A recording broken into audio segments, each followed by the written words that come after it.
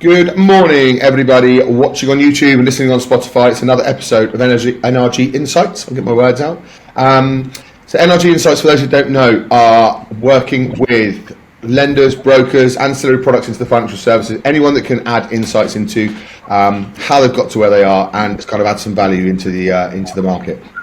Today I've got James and Sean from Hirschle Hughes. Thanks for joining me. Thanks for having us, Marcus. Morning. And just for those who are for the video, which one's James, which one's Sean? No, I'm James. Have you sure? Because the name is underneath Sean, that's why. But so tell me about your journey, boys. I think that's the most important thing, is talk to me about where you've got to where you are at the moment. So Sean and I, we worked for quite a large brokerage, I guess, in the city. So we were there for about 6 years. We met each other when we were probably quite young. So it was a great place to work. We worked there we were there for 6 years. There was loads of other great guys there. We learned it was a real hotbed of knowledge. We were surrounded by a lot of other experienced guys. I guess it's just really where we cut our teeth.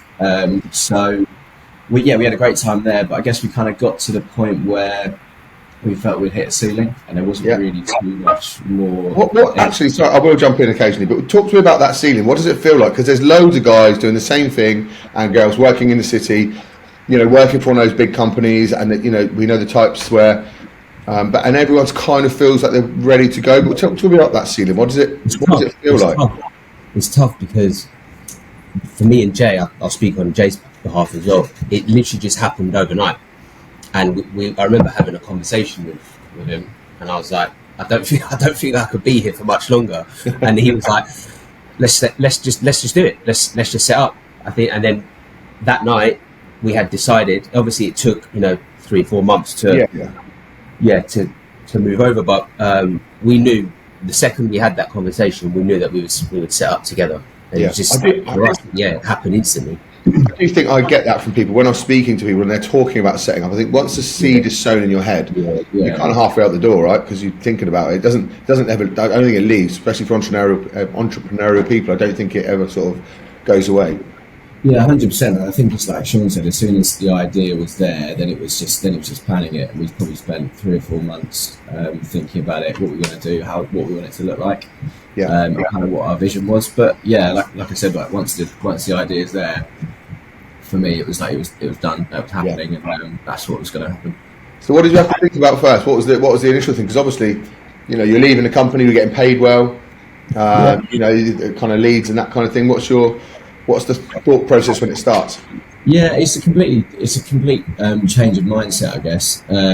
We were both in a very comfortable position there. We were both doing pretty well there, I guess, for our age. But obviously you're taking a massive step, right? Because you're going out from a very comfortable position. It's the unknown as well, isn't it? You just don't know what you don't. It's completely unknown. And no one that we knew sort of closely, I guess, had really done it before. Yeah. So there's a few people that followed suit since you left. Have they? I guess it was quite. So I guess it was quite a bold move at that point. And I guess even when we did it, a lot of people thought we were nuts. But we just had a vision what we wanted to do. We kind of we knew we were pretty good at what we did. I guess it was finding how we go about it in terms of the regulatory point to become an ARDA. And then it was just taking it from there. I guess we learned a lot as we went in terms of building websites, things like that. We knew we were good at what we did as a job. Yeah. And we had our niche in terms of what we did in terms of client focus and where we were working. And I guess it was just building out on that and offering that more as a service rather than kind of being pushed around everywhere, which we were before. Was that quite tempting at the beginning where you kind of, because you kind of chase money when you first start? And you've got to stick to your niche. Is it? Yeah. Did you go through those challenges, or were you quite stringent when it was like, no, this is what we do best? Yeah, I guess we've been really fortunate in terms of who we work with as well. So we work with New Leaf. Mark Hobbs has been absolutely amazing with us in terms of the guidance and support he's given him.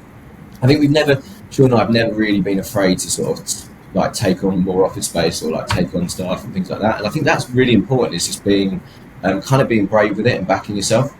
When you leave, when we were leaving, we just thought we could just transfer what we were doing at the London brokerage to just write as many mortgages as possible, do as many deals as possible, and then you hit a ceiling there as well. Yeah. It's not about that. It's really not about. It's about building the company for us now, building the business, and getting like really exceptional people into Hirschle Hughes. But we didn't realise that until about a year into Hirschle Hughes. We were set up. We had a little basement, literally the size of a desk. We were just coming in every day, doing deals, and then. I mean, that helped build your pot as well, right? You can't jump in too early. It's part of our journey. It's part of our journey. PF was part of our journey. The basement was part of our journey, doing as many deals as possible, and now growing the company is the newest part of our journey. Let's talk about that, because I did interrupt you halfway through the journey bit. So you got through leaving the big brokerage, starting Hirschle Hughes. And now you've obviously got a lot more staff and that kind of thing. So talk to me through that journey. That kind of, how long's that been? Yeah, so. Well, almost 2.5 years now since we officially started Hirschle Hughes. Like I said, the first year was probably like the toughest year because the market wasn't great. We obviously had to start afresh. We couldn't bring any of our clients over. It was just going out, meeting as many people as possible and doing as many deals as possible. And then we had I remember the day, like we had a really really fantastic meeting with Mark Hobbs, who is the owner of our network, New Leaf. Yeah.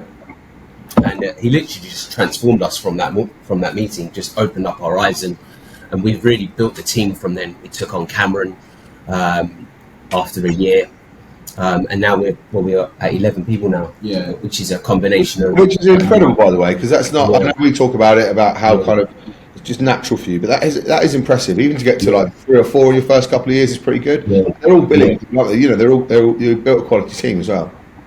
Yeah. I think like that's one thing we've been quite lucky with in terms of the people we've taken on with.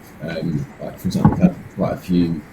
Alexia, who joined us, is absolutely amazing. Cameron, we've just managed to build like a really good core team. Yeah, the core is the magic, and I say this to everyone when they start. You get that first 4 or 5 right, and it's so much easier. You will lose people along the wayside. That's natural. That's business. But it's to actually keep that core together is incredible.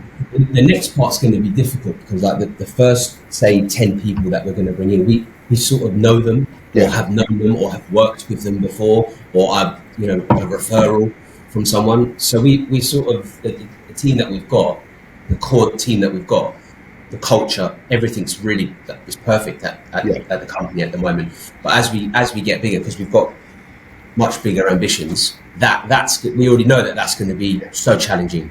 Yeah, you're right. That 10 to 20 is tricky, but then 20 to 50, there's no easy part, is there? They're just a different, different problem. Yeah, exactly. Yeah. So, talk to me about that kind of that problem that's coming next, if you like. Then, what do you think the challenges are coming up, or what do you think the next stage looks like for you? I think so. I guess in terms of what we want to, like our wider vision for the business, is to sort of grow out the advisory side as well, the lending side of the business. So I think our biggest challenges coming up are in terms of it's continuing to build a good team of people that you trust and can work with, and we can work with together. I think Sean and I are both very transparent and honest people. We need to work with a good recruitment firm. Yeah. Whoa, not many of those around. Yeah. No, but it's the same thing. It's tough. It's the same people who you work with, who you partner with as well, right? You've got to get the people that get you. Yeah, exactly. And I think the main challenge now is just building on it, building like good people. Like we're not, we want to work with exceptional people who want to work with us. Yeah. It's about building a partnership and doing that. So the biggest issue I guess going forward is recruitment, finding the right people and building on that. Yeah. So, and what is it when you say culture-wise? About building that culture, what is that to you? Because culture is different for everyone. And the more and more I do this podcast, the more I tend to learn that it's probably not the thing I thought it was before. If that makes sense. No, I used to think it was how many drinks can you have at the pub? It's about like for me, it's about how early you get in, how hard you work, how you build with the team in the office. Like we're quite driven on. Look, we do have advisors that dominant. Some of them, they do work from home, depending on where they live in the country. But we like to, we encourage people to come into the office. Obviously, people have their own personal lives going on and all of this stuff. But coming into the office is a big one for us. And like you just learn so much more, don't you? Like when we were at that at the London Brokerage before. I just remember he was in 5 days a week, doing 9 hours a day. You just picked up. You're like a sponge. You're just learning. You're not even subconscious. You don't even know that you're learning, but you're picking up 3 or 4 things. Yeah. It's just learning by osmosis, and it's just been around good people. Yeah, You can't do that. And I think that Sean and I are both very like we work hard, we're both very honest, and like you kind of get like you get what it is with us. And I think that's kind of what we expect from the team as well. And that is a trickle down thing as well. And I've said that to you before. That trickle down management thing is you cannot. It's very hard to have a knobhead at the top and expect everyone to be great. Like if you're good, got good work ethic, good culture at the top, it does trickle down. And I see that in so many businesses, whether that be broking or lending. And you're obviously building that there. I'm not blowing smoke. I mean, we talk about this, don't we? It's just you clearly got something to be able to maintain that in the first couple of years. And obviously, it's not going to get any easier, but you've done the right things at the beginning, haven't you? Yeah, exactly. And look, the first couple of years they're tough, right? It's the toughest period. There's no like you're building everything you're doing is going back in. You're like recycling everything, so it's the toughest period, and but we're not out of the woods at all. But I guess the plan for us. When you look back at that though, it's actually a really fun part of the journey. I think it's brilliant. Right? It's a few years and you get not stagnant. That's right, but we're all in it to build something, right? It's all quite exciting. When you get like the dull bits that are like financially good but just quite normal. I think as business owners, I see it all the time. People tend to get a bit bored. Yeah, 100%. How much fun it was. The first couple of years, you're just completely immersed in it. Like we are constantly WhatsApping each other, like what's going on. So you're completely immersed in it, and it's brilliant. Like you say, it's the best part of it. So, 11 people at the moment. How does that break down in regards to your kind of admin and all the other guys? I'm right in saying you guys do resi and commercial as well, right? And you do kind of mix. So in terms of what we do, I guess we've always focused on like more complex side of the market. So whether that's higher end resi. Everything's complex though. You never have an easy case anymore. There's always like even like the Mr. and Mrs. Smith cases. They've got some form of complexity now. It's funny, isn't it, when you look at people who go, they kind of do the vanilla cases. You go, there isn't. Well, name one. It's really hard, isn't it? Everything has a quirk or a problem or an issue or I've been declined by this guy. And, so we just never see vanilla anymore. But it means that you're always going to be needed as well, right? Yeah, 100%, and it's becoming more and more challenging to obtain finance, right? So we become more and more key in the role. Yeah. So to go back to what I was saying, so how many brokers have you got at the moment? Then? So you've got 11 people. Have you got split between admin and broking, or have you got what's the deal? We've got three admins. We've got they're amazing. Emily and Alexia, they're just absolutely fantastic at their job. The rest are fee earners. Everyone else is sort of fee earners. So that's the split currently. We're looking to build out our sort of admin team as well. That's key to like our business model. And then grow out the broking team as well as the year over the next year or so. How have you marketed that out from the beginning then to get like obviously obtain leads and that kind of? Are all your guys self-sufficient or are they getting off of you? What's the situation? It's a real mixture. I mean, when we first started, we were in a position where we effectively had to start again. Sean and I have worked and still do work incredibly hard on like almost the BD side. So we're constantly out there meeting with accountants, solicitors, lenders, looking to pick up business where we can and build partnerships for referrals. And our guys are really good at doing that now as well. So we're part of. Is that part of your training though, or you just picked up people who happen to be good at it? Like the long term growth and the long term plan for these guys' careers, including ours, is not to have like the odd lead here and there. That's just pure transactional, or maybe not pure transactional because you can still build from that. But the real growth is networking, getting yourself out there, and building like a community of networks, and because that will just generate income and referrals for the rest of your career, basically. I absolutely agree. I think broker, it's going to be detrimental to half the people I work with, but true brokers are ones that can generate business, right? I speak to people all the time that want to be six-figure brokers, but they also take leads off someone. If a genuine six-figure broker, which there aren't hundreds of them, let's be honest. Everyone talks about it as though it's really easy to get. Number one, it's not easy to get. Number two, these people generate business. I think that's the most important thing. You're salespeople, right? You should be getting a lead from a lead. 100%, and that's like it's a much more solid base to work off than if you're getting them off Google Ads, things like that. They're just not.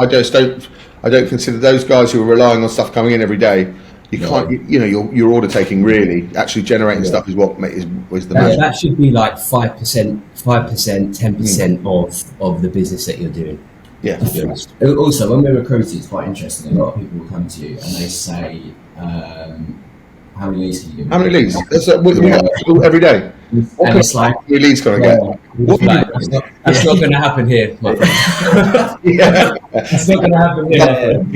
it's like in terms of what we do in the BD we do and picking up introducers and stuff like that, and the guys in the office, we do provide leads and stuff like that. But it's that stuff that me and Sean have built off our own backs.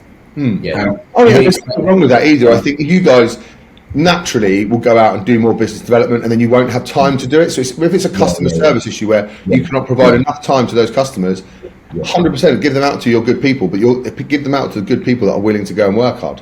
And that's going to form part of our journey as well over the next few years. We're already less, like we used to get in, sit at our desks for 7-8 hours a day, just do mortgages, maybe BD for 1 or 2 hours a week. Now we're probably BDing for like 7-8 hours a week, and that's only gonna increase as the years go on. So naturally, we are fee writers, we are fee earners at the moment, but revenue generated isn't just about selling mortgages, is it? You know, it's about making sure enough business come through. We're not just focused on mortgages either. Like Imogen's come in, and she's just like transformed our protection process and offering protection to our clients. And we've changed our view on this as well. Like I used to see it as I have to speak to them about this, but now it's like I feel really encouraged to speak to them, and we want to really build our wealth management proposition, and we'll write some services. You're under good tutelage, aren't you? Because Newly want people to do that. And I mean, like they're kind of complementary services to the business, right? So we see ourselves as a professional services business and building out like the wider arms of it. The mortgages is just one sector of it, and the plan is to build out and develop those parts of the business as well. I think the benefit of that is once you're a one-stop shop, like you're not losing anything. You know, if someone else is selling them protection, 100% they're asking where their mortgages are. This is the next business, and lots of people maybe try and focus on other areas of a career to earn money, but you've got clients. You can really monetize those clients by offering them a good service all around, like a holistic approach on their financial situation. So, and because your clients are in that high net worth space as well, it just makes sense. But they've got other investments, they've got pensions, they've got insurances they need to think about, and you work so hard to pick up a client, then just flog them a mortgage. It just seems nuts.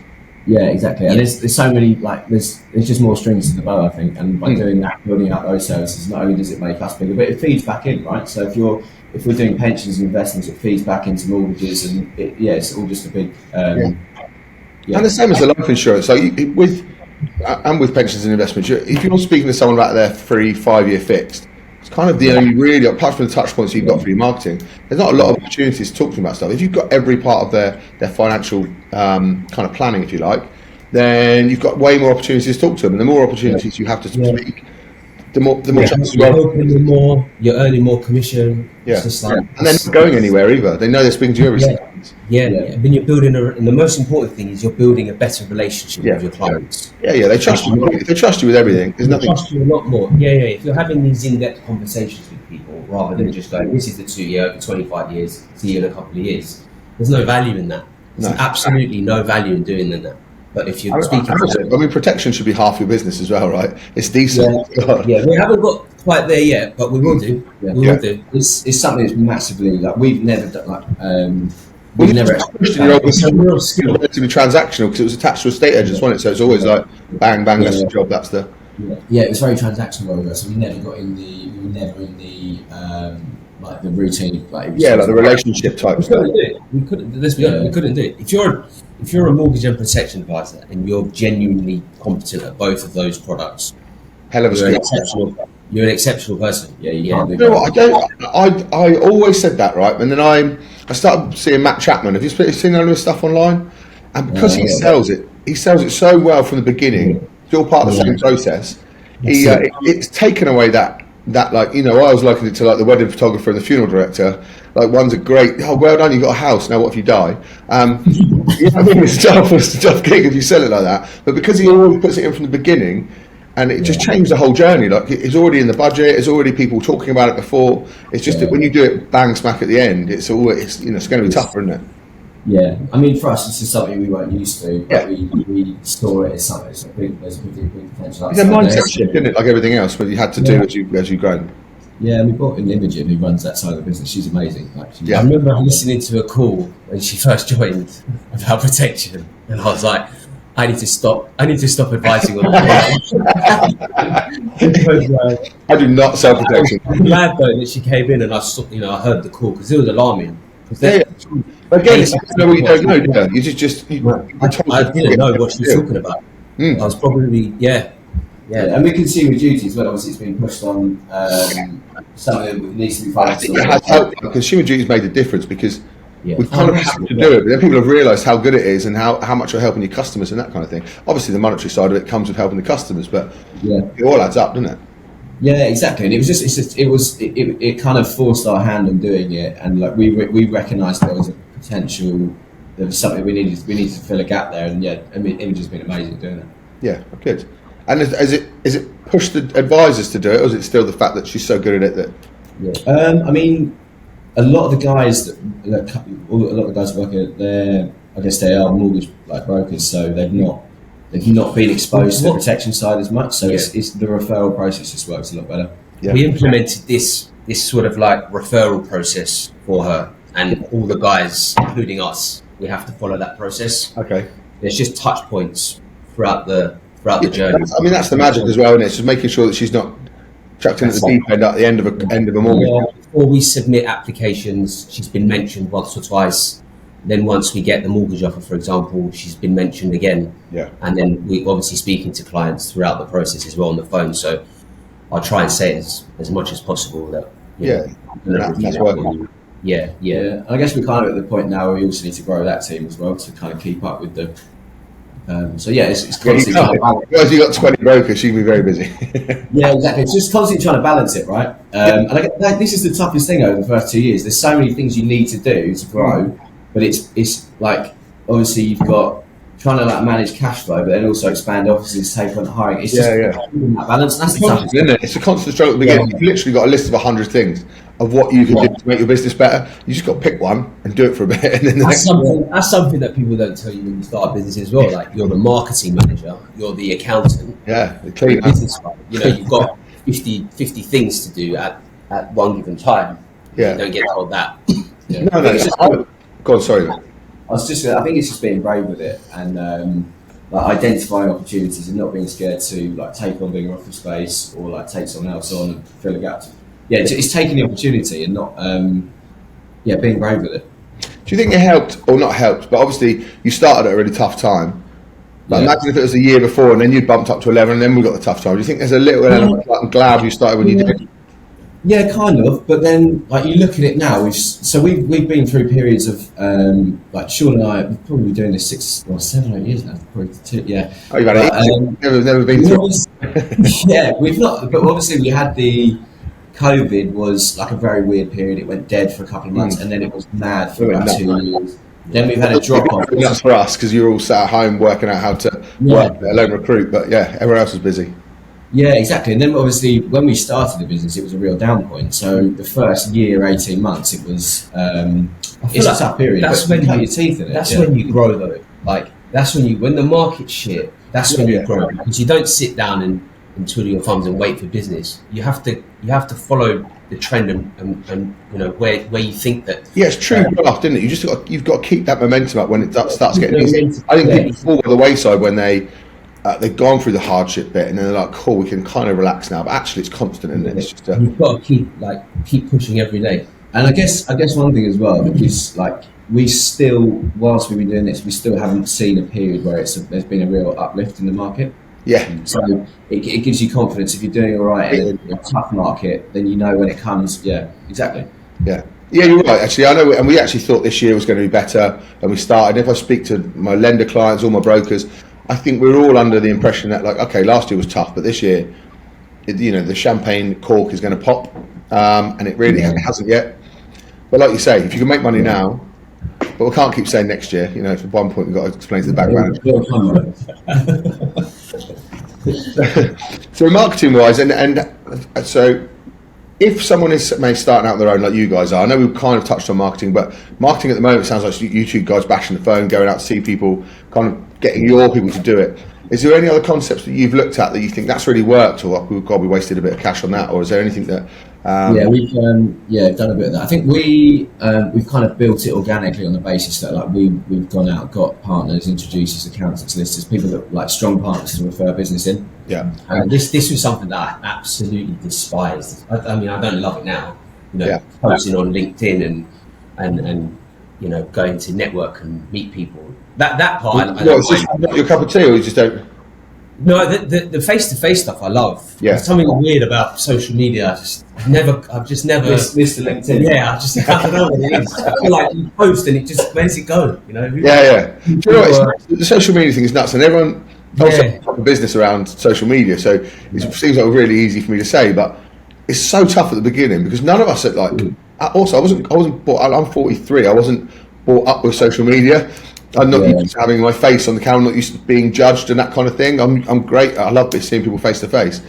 However, it does work. I think most people, the only reason it doesn't is just consistency, because it's, if you tell someone keep posting for a year, no one's going to give a shit. Like, it's next to impossible to carry on. Yeah, and we're not like Sean and I are shit at that side of stuff. I think where we're quite good at is like BD, like going and meeting people and picking up partners to work with, and that. Like, what I will say about the two dovetailing nicely is that when I go to face stuff now, it's breaking down that trust barrier. That's the main thing, isn't it? Because people see your face and they know you. Like, it's much more comfortable, so you haven't got to go through that initial stage. So all this is just a initial step. So when I go to face stuff, it's easier, as opposed to like the be all and end all of marketing. It's not. Yeah, can't wait to set up Hirschle Hughes podcast. We'll have you as our first guest. Actually, Dan Hobbs said they're setting up a New Leaf podcast, and I'm going to be the first guest. And I've spoke to 3 people that are also going to be the first guest. So I'm going to go on that podcast. Herschel Hughes will be better than New Leaf. That'll be our next business. That's obviously a compliment for you, though. But it's nothing. I'm not doing anything special. I'm just constantly. When you turn on the computer, you see my beard and bald head. You are everywhere. But I say that to brokers. They go, "God, I see you everywhere." I'm like, "It's 100% what I'm trying to do. I want to." Yeah, you're right though. Yeah. But I liken it to the double glazing salesman. Like, how did they make any money? It's because someone needed double glazing one day, and so they were constantly picking up the phone. And I feel that and also. They can just scroll on if they don't like it. Like, I'm not controversial or anything. I talk about mortgages. It's not like it's not like it's anything nuts. But I think it's a great way. Like I said, it's really, really hard to explain to people. Like, get used to no one being interested for like a year, 2 years, because it's tough. That's what it is, isn't it? You just got to keep going. Yeah. You seem like very honest, so that's a large part of it as well. Yeah. I think that is the other thing. You can't be a different way online either. No. I've got on with you from when we first spoke. You're similar. I like people that are trying hard. This is it. Like, we had a conversation. Like, do we make it more professional, and do we act in a certain way when we're interviewing people, or when we're in the office? And it's just like the most important thing is just to be yourself at all times on this podcast, when you're interviewing someone, when you're in front of a client. I do that as well. When people go, "Oh, have you met so and so?" They're nothing like they are online, and you think, well, they're disconnected, and you lose the trust all of a sudden. Yeah, that's what we say to people. When we're interviewing people, we just want you to be who you are, make them feel as comfortable as possible. Yeah, because that's how they're going to be in 6 months. That's who they're going to be when they start the job. That's fit in the business, isn't it? Like, you can't pretend to be great or pretend to be someone you're not right now. My light's just gone up. You can pretend to be someone else, but once they're in the business, they'll stick out like a sore thumb. Yeah, exactly. Yeah, and I think me and Sean always just try and be ourselves. We're honest, we work hard, and I think people. And obviously that's why you're picking up business as well, right? People, I've found this, and someone said it to me in Mipham, that they said, "We really want you to succeed because we like you," and it never even crossed my mind. Like, I do a good job for these people, but people like you enough that they actually want to give you more business, not just because you're good at your job, because they want to see you succeed. I think we're in a nice industry. We've got a lot of clients like that. If you feel like they really want to back you, help you. Yeah. That's it's a nice thing for you as well, right? Because no one wants to back a knobhead. So you're doing the right thing. Yeah. Right. So I've already gone through starting out, haven't I? So partnerships wise, how did you come across that? Obviously, with introducers comes paying out and that kind of thing as well. There's a pay away to introducers. Was that always your was that your initial theory from the beginning that that's what it's going to be? It's going to be lawyers, solicitors, accountants? Yeah. I mean, that's that sort of side of it. We did trials, like a few online bits like Google Ads and stuff like that. We just burnt cash doing it quite quick. We also realised that's not the type of. I feel like even if that would have worked well, I feel like at some point we would have stopped it. Yeah, it's like lose your soul a bit. Not nice bit. Yeah, it's not us. They're just like, you know. And I guess we've experienced that in the past as well, where we've had that leads from that, and you always get the feeling with companies in the city, especially when they've got outside, they are very much, we're a high net worth prime real estate broker. Yeah. And then I speak to the guys that work in there, and they're working on 160 grand leads that they're getting from Google. So I think you lose your identity a bit. Exactly that, and I think there's a lot of competition for that sort of stuff as well. So when we in the past, often when we do that type of business, you're often in competition with 4 or 5 other people. Yeah. So we're not really we don't really want to drop our you end up sort of negotiating on fees and stuff like that. It's not really what we're about. We want to build partnerships with people where we've got good solid business. It's the business is much stronger being organically built like that rather than one thing that's worked really well for us is and James started this off was BNI networking. Yeah. So you go to these certain events there's scheduled structured meetings every week, and you're in a room full of other professionals, accountants, lawyers, surveyors, everything, estate agents. I've joined the group. Cameron's joined the group. Anuj, who's one of our advisors, senior advisors, he's joined the group. He's already got a massive relationship. And it's worked really well for all of us. Yeah, and that's where we've built really good relationships. Is that particular networking groups, or will you network at any? Are they all property related or? Yeah, we'll go for pretty much anything. I think when you first start out, if you're hungry, and you're go on. Sorry, mate. Just saying, if you're when you start out, that's you've got to be out and about getting it. You just can't sit at your desk and expect it to come in. I think it's a really good tester as well when you start. I think everyone should do BNI. Go at 6 o'clock in the morning, have a shit breakfast with people that you don't know, and stand up and have to explain what you do for a living when you're fairly new. I did it for 3 years, and I'm in a room and I deal with high net worth mortgage brokers and specialist lenders. So there's pretty much no one in that room that, apart from one advisor, you are the niche you relate to. Yeah, I actually get away from all those things when I get back. But it's really good for you just to stand there and pitch yourself. If you're struggling with networking, you want to get yourself on BNI, because that will, if you get a good group and you carry yourself well in the group, that will change your. Yeah, that will change. Especially for brokers, because someone's always got a life insurance thing coming up. Someone's had a baby. Someone doesn't understand their pension. Someone's changed jobs. Whatever it is, I think the mortgage brokers in those groups do really well. Advisors and that kind of thing. Yeah, they do. But we've just kind of built it on that, organically, rather than doing one-off transactional stuff by acquiring a client online, effectively. Are you still in those groups after 2 years? Yeah. You still here? Yeah. Good work. It's just every Thursday. Love it. Exhausting. Shit breakfast. I don't know what your breakfast is like. That's what I remember. Bacon sandwiches. So talk to me about the kind of the challenges that I know that you've talked about. We said that the first couple of years were challenging. We didn't really go into the first couple of years. What were the kind of the main hurdles other than trying to get clients on? Well, I think that we did. People in. Yeah, I think we kind of did the first few months working from home, and then we were we need an office, we need to be together, that's just how it needs to be. And I think when we got our first office, it was just we just built traction and momentum.